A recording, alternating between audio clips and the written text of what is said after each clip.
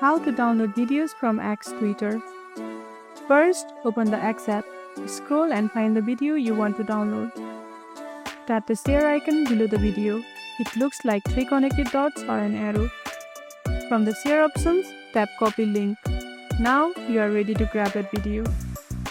Now open your browser and go to twdown.net or sstwitter.com. Paste the copied tweet link in the box. Hit download and it will show the video quality options.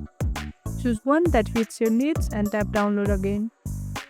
Once it's done, the video goes straight to your downloads folder or gallery, ready to watch offline. Pro tip: be respectful. Only download public videos and never re-upload someone's content without permission. And that's how you download X videos on Android.